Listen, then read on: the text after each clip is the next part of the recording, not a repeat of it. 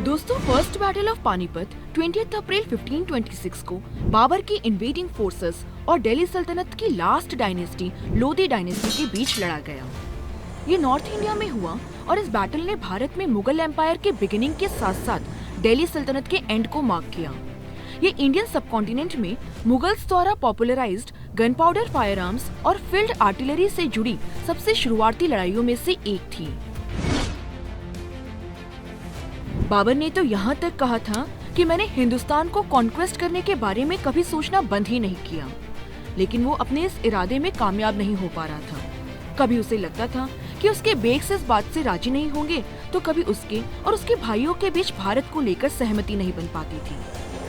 आप लोगों के मन में सवाल उठ रहा होगा कि बाबर को हिंदुस्तान से इतना लगाव क्यों था, या बाबर भारत पे फतह क्यों पाना चाहता था। इसके दो कारण हैं। पहला कारण ये था कि सेंट्रल एशिया के अर्लियर इन्वेडर्स की तरह बाबर भी भारत की अपार संपत्ति की तरफ आकर्षित था।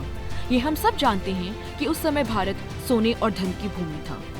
और दूसरा कारण ये था कि बाबर का एंसेस्टर तैमूर यहाँ से एक विशाल खजाना और कई कुशल कारीगरों को लेकर वापस लौटा था। इन्हीं स्किलफुल आर्टिशंस ने तैमूर को अपनी एशियन एम्पायर को कंसोलिडेट करने और उसकी कैपिटल को ब्यूटीफाई करने में मदद की थी। साथ ही तैमूर ने पंजाब में कुछ एरियाज को एनेक्स करके इन एरियाज को अपना हिस्सा बनाया था और सेवरल जनरेशंस तक तैमूर के सक्सेसर्स के कब्जे में ये एरियाज रहे। इसलिए जब बाबर ने अफगानिस्तान पर विजय प्राप्त की तो उसे लगा कि पंजाब के इन क्षेत्रों पर उसका लेजिटिमेट राइट है। कुछ हिस्टोरिकल रिकॉर्ड्स तो ये भी मानते हैं कि बाबर की पंजाब के एरियाज पे नजर इसलिए भी थी क्योंकि काबुल से उसकी जो इनकम होती थी वो काफी अपर्याप्त थी, जिसके कारण वो अपनी आर्मी और एडमिनिस्ट्रेशन का खर्चा भी ठीक ढंग से नहीं उठा पा रहा था। वो काबुल पर उज्बेक्स के हमले को लेकर भी काफी एप्रीहेंसिव था। इसलिए वो भारत को एक गुड प्लेस ऑफ रिफ्यूज और उज्बेकों के खिलाफ ऑपरेशंस के लिए एक सूटेबल बेस मानता था। साथ ही साथ नॉर्थ वेस्ट इंडिया की पॉलिटिकल सिचुएशन बाबर की भारत में एंट्री के लिए बिल्कुल सूटेबल थी। दोस्तों, अगर हम इस समय भारत की स्थिति की बात करें तो भारत की स्थिति इस समय कुछ ऐसी थी कि 1517 में सिकंदर लोधी की मृत्यु हो चुकी थी और इब्राहिम लोधी उसे सक्सीड कर चुका था। एक लार्ज सेंट्रलाइज्ड एम्पायर बनाने के इब्राहिम के एफर्ट्स ने अफगान चीफ्स के साथ साथ राजपूत को भी अलार्म यानी कि चिंतित कर दिया था। इन अफगान चीफ्स में मोस्ट पावरफुल में से था पंजाब का गवर्नर दौलत खान लोधी, जो लगभग एक इंडिपेंडेंट रूलर की तरह रूल करता था। शुरुआत में दौलत खान ने इब्राहिम लोधी को होमेज पे करने के लिए अपने बेटे को उसके दरबार में भेजकर सुलह करने का प्रयास किया। साथ ही वो भीरा आदि के फ्रंटियर ट्रैक्ट्स पर कब्जा करके अपनी स्थिति को भी मजबूत करना चाहता था। लेकिन 1518-1519 में बाबर ने भीरा के पावरफुल फोर्ट पर विजय प्राप्त कर ली। इसके बाद उसने दौलत खान लोधी और इब्राहिम लोधी को लेटर्स और वर्बल मैसेजेस भेजे, जिसमें उसने उनसे उन एरियाज के सेसेशन की मांग की जो कि टर्क्स को बिलोंग करते थे। इन मैसेजेस को कैरी करने वाले एनवॉय को ही दौलत खान ने लाहौर में हिरासत में ले लिया ताकि वो इब्राहिम लोधी तक ये संदेश ले जा ही ना सके। जब भीरा कैप्चर करके बाबर काबुल वापस लौट गया तो दौलत खान ने उसके एजेंट को भी वहाँ से एक्सपेल कर दिया। 1520 से 1521 में बाबर ने एक बार फिर सिंधु यानी कि इंडस नदी को पार करके आसानी से भीरा और सियालकोट पर कब्जा कर लिया, जिन्हें हिंदुस्तान के ट्विन गेटवेज माना जाता था। देखते ही देखते लाहौर ने भी उसके आगे घुटने टेक दिए। बाबर अब रुकने वाला नहीं था और शायद वो और इलाकों पे कब्जा करना जारी रखता, लेकिन कंधार में रिवोल्ट की खबर मिली तो उसे अपने कदम पीछे लेने पड़े और कंधार की सिचुएशन को कंट्रोल करने के लिए वो वापस लौट गया। लगभग 1.5 साल की घेराबंदी के बाद कंधार को उसने पुनः प्राप्त कर लिया। जब वो अपने इस रिकैप्चर से रीअश्योर्ड हो गया, तब उसने अपना फोकस हिंदुस्तान की तरफ एक बार फिर से लगाया। इसी दौरान सिचुएशन कुछ ऐसी पलटी कि बाबर को दौलत खान द्वारा भेजी गई एक एम्बेसी मिली, जिसका नेतृत्व खुद दौलत खान का बेटा दिलावर खान कर रहा था। उसने बाबर को भारत आमंत्रित किया और सुझाव किया कि उसे इब्राहिम लोधी को रिप्लेस करना चाहिए, क्योंकि वो एक अत्याचारी रूलर है और उसके नोबल्स भी उसका सपोर्ट नहीं करते। कुछ हिस्टोरिकल रिकॉर्ड्स की माने तो राणा सांगा का एक एनवॉय भी लगभग इसी समय बाबर के पास आया, जिसने बाबर को भारत पे आक्रमण करने के लिए आमंत्रित किया। इन दूतावासों ने बाबर को एक बार तो कन्विंस कर दिया कि भारत का नहीं कम से कम पूरे पंजाब पर उसकी विजय का समय आ गया है। और इसी आमंत्रण पर बाबर ने 1524 में लाहौर के लिए शुरुआत की, लेकिन उसे पता चला कि दौलत खान लोधी को इब्राहिम लोधी के द्वारा भेजी गई फोर्सेस ने ड्राई आउट कर दिया है। जब बाबर लाहौर पहुंचा तो लोधी सेना ने मार्च किया और उसे भी भगा दिया। जवाब में बाबर ने लाहौर को जला दिया। फिर दीपलपुर तक मार्च किया, जहां बाबर ने लोधी के ही एक रिबेल अंकल आलम खान को गवर्नर के रूप में अपॉइंट कर दिया। लेकिन आलम खान को जल्दी ही ओवरथ्रो कर दिया गया, जिसके बाद वो भागकर काबुल पहुंचा। बाबर के भारत में मौजूद दोनों एलाइज यानी दौलत खान और आलम खान अब अपना पावर खो चुके थे। अब बाबर को एहसास हुआ कि लोधी उसे पंजाब पर इतनी आसानी से तो कब्जा नहीं करने देंगे। 1525 में जब बाबर पेशावर में था और पंजाब को कैप्चर करने की अपनी स्ट्रेटेजी फॉर्म ही कर रहा था, तो उसे खबर मिली कि दौलत खान ने फिर से अपनी साइड चेंज कर ली है और इब्राहिम लोधी को सपोर्ट कर रहा है। वह 30,000 से 40,000 लोगों की एक सेना इकट्ठी कर बाबर के आदमियों को सियालकोट से हटाकर लाहौर की ओर आगे बढ़ रहा है। लेकिन बाबर के आने पर दौलत खान की सेना पिघल गई, यानी कि घबरा गई। दौलत खान ने भी अपनी आर्मी के साथ गिव अप कर दिया, जिसके बाद बाबर ने उसे माफ कर दिया। इस प्रकार सिंधु पार करने के 3 सप्ताह के भीतर बाबर पंजाब का मास्टर बन गया था। लेकिन ये कैसे मुमकिन हुआ? आइए अब हम सबसे डिसाइसिव बैटल यानी बैटल ऑफ पानीपत के बारे में पढ़कर इस कहानी के क्लाइमेक्स को जानते हैं। अब बाबर समझ चुका था कि दिल्ली के शासक इब्राहिम लोधी के साथ एक संघर्ष इनएविटेबल है, इसलिए बाबर पूरी तैयारी के साथ दिल्ली की ओर आगे बढ़ने लगा। इब्राहिम लोधी अपनी 1 लाख आदमी और 1000 हाथियों वाली सेना के साथ बाबर से पानीपत में मिला। चूंकि भारतीय सेनाओं में आमतौर पर नौकरों की बड़ी तादाद होती थी, इसलिए ये मुमकिन है कि इब्राहिम लोधी की सेना में 1 लाख से काफी कम आदमी लड़ने के लिए मौजूद रहे होंगे। बाबर ने 12,000 की फोर्स के साथ सिंधु को पार किया था, लेकिन भारत में उसकी मौजूद सेना से ये नंबर और बढ़ गया। साथ ही हिंदुस्तान के नोबल्स और सोल्जर्स ने भी पंजाब में बाबर को ज्वाइन कर लिया था। तब भी देखा जाए तो बाबर की सेना न्यूमेरिकली काफी इंफीरियर थी। बाबर ने अपनी पोजीशन को स्ट्रेंथन करते हुए अपनी आर्मी की एक विंग को पानीपत में रेस्ट करने का आदेश दिया और पेड़ों की शाखाओं से भरी खाई के थ्रू दूसरी विंग को प्रोटेक्टेड रखा। सामने उसने डिफेंडिंग वॉल के रूप में बड़ी संख्या में कार्ड्स को एक साथ खड़ा कर दिया और 2 कार्ड्स के बीच ब्रेस्टवर्क्स इरेक्ट करवा दिए, जिन पर सैनिक अपनी बंदूकें प्लेस कर फायर कर सकते थे। बाबर इस डिवाइस को ऑटोमन रूमी डिवाइस कहता था, क्योंकि इसका इस्तेमाल ऑटोमन्स के द्वारा ईरान के शाह इस्माइल के खिलाफ बैटल में फर्स्ट टाइम देखा गया था।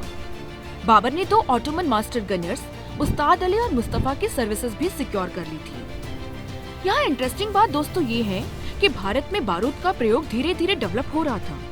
बाबर का कहना था कि उसने पहली बार भीरा के किले पर हुए हमले में इसका इस्तेमाल किया था। जाहिर तौर पर बारूद भारत में जाना तो जाता था, लेकिन बाबर के आगमन के समय से नॉर्थ इंडिया में इसका उपयोग आम हो गया था। इब्राहिम लोधी को बाबर की स्ट्रॉन्गली डिफेंडेड पोजीशंस का कोई अंदाजा नहीं था। उसने यही उम्मीद की थी कि बाबर युद्ध के एक मोबाइल मोड से लड़ेगा, जो सेंट्रल एशियंस के लिए कॉमन मोड ऑफ फाइटिंग माना जाता था। 7 से 8 दिनों तक संघर्ष करने के बाद इब्राहिम लोधी की सेना फाइनली पानीपत के मैदान में डिसाइसिव बैटल लड़ने के लिए निकली। लेकिन बाबर की स्थिति की ताकत को देखकर वो हिचकिचाने लगे। जब इब्राहिम अपनी सेना का पुनर्गठन कर ही रहा था, तभी बाबर की सेना के 2 एक्सट्रीम विंग्स ने चक्कर लगाते हुए इब्राहिम की सेना पर बगल और पीछे से हमला कर दिया। बाबर के गनर्स ने भी अपनी तोपों को सामने से काफी इफेक्टिव मैनर में प्रयोग किया। बाबर के बोमेन ने भी सिग्निफिकेंट रोल अदा किया और इसी कारण बाबर ने भी अपनी जीत का श्रेय इन्हें दिया है।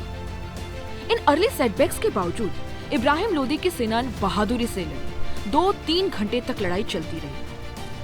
अपनी दुश्मन सेना से घिरे होने के बावजूद इब्राहिम लोधी आखिरी दम तक लड़ता रहा। अंत में उसका सर धड़ से अलग कर बाबर की सेना ने अपनी जीत का ऐलान किया।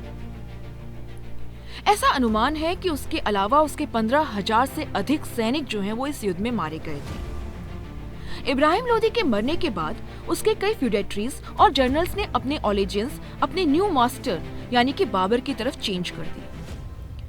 सवाल ये उठता है कि बाबर के पास छोटी सेना होने के बावजूद वो ये युद्ध कैसे जीत गया?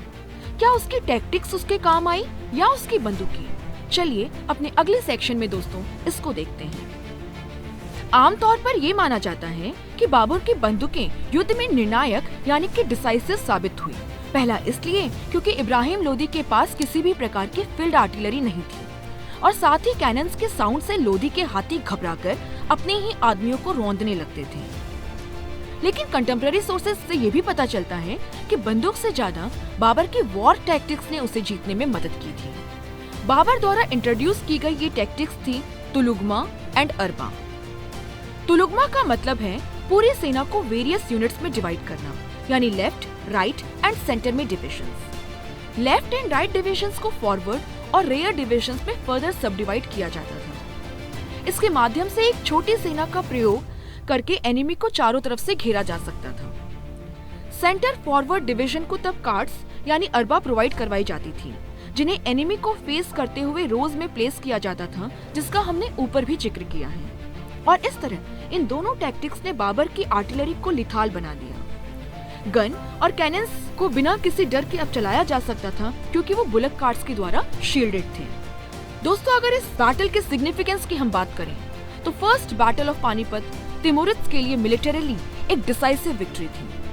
पानीपत की लड़ाई को भारतीय इतिहास के निर्णायक लड़ाइयों में से एक माना जाता है। जहां इसने लोदी सत्ता की कमर तोड़ दी, वहीं दिल्ली और आगरा तक पूरा क्षेत्र अब बाबर के नियंत्रण में आ गया। आगरा में इब्राहिम लोदी द्वारा जमा किया गया खजाना बाबर के हाथ में था और उसके फाइनेंशियल डिफिकल्टीज से उसे मुक्त कर दिया। जौनपुर तक रिच टेरिटरी भी बाबर के लिए अब खुल गई थी। लेकिन आगे चल के बाबर को इस क्षेत्र पर अपनी पकड़ मजबूत करने से पहले मेवाड़ के राणा सांगा के खिलाफ और ईस्टर्न अफगान्स के खिलाफ दो और महत्वपूर्ण लड़ाई लड़नी पड़ी। इस दृष्टि से अगर हम देखें तो पानीपत की लड़ाई पॉलिटिकल फील्ड में इतनी भी निर्णायक साबित नहीं हुई जितनी कि बताया जाता है।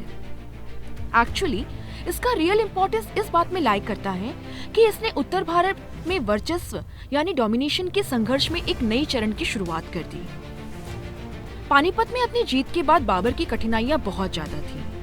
बाबर जानता था कि भारत के रिसोर्सेज से उसे एक मजबूत साम्राज्य की नींव रखने में मदद करेंगे, लेकिन उसके कई बेग्स भारत में लॉन्ग कैंपेन के लिए तैयार नहीं थे। गर्मी का मौसम शुरू होने के साथ ही उनकी शंकाएं और बढ़ गई। वो घर से बहुत दूर एक स्ट्रेंज और हॉस्टाइल देश में सेटल होने के लिए तैयार नहीं थे। तब बाबर ने भारत में रहने के अपने इरादे को ना बदलते हुए काबुल वापस जाने की इच्छा रखने वाले बेग्स को छुट्टी देने की घोषणा कर दी, जिससे ये भी साफ हो गया कि बाबर अब इंडिया में रहने के लिए हर लड़ाई लड़ेगा। लेकिन जब इस इरादे का राणा सांगा को पता चला तो वो काफी क्रोधित हुआ, क्योंकि बाबर को जब उसने इनविटेशन भेजा था तो उसे इस बात की बिल्कुल भी खबर नहीं थी। और इस प्रकार दोस्तों अगली लड़ाई बाबर और राणा सांगा के बीच लड़ी गई, जिसके बारे में हम अपनी नेक्स्ट वीडियो में बात करेंगे। अगर आपको वीडियो पसंद आया और आप ऐसे ही हिस्टोरिकल बैटल्स को इंटरेस्टिंग वे में पढ़ना चाहते हैं तो आप हमारे चैनल को सब्सक्राइब करके बेल आइकन प्रेस कर दीजिए। एंड यस, हमें सपोर्ट करने के लिए please do not forget to hit the like button and share the video with your friends. दोस्तों, अगर आप यूपीएससी सिविल सर्विसेज की तैयारी कर रहे हैं तो टेक्स्ट बुक आपके लिए लेके आया एक बहुत ही सुनहरा अवसर, टेक्स्ट बुक सुपर कोचिंग, जहाँ पे हम आपको प्रीलिम्स और मेंस की कंप्लीट तैयारी करवा रहे हैं। चाहे फिर आपकी एनसीईआरटीज हो, आपके ऑप्शनल सब्जेक्ट हो, आपके जनरल स्टडीज हो, एसए हो, एथिक्स हो या test series, everything we are providing you with video courses, mock test, study notes, live classes. आपकी फीस 39,999 है, बट अगर आप कूपन कोड यूज करते हो Sonpriya which is my name SONPRIYA तो आपको डिस्काउंट मिलेगा और ये कोर्स हो जाएगा 29,999 का।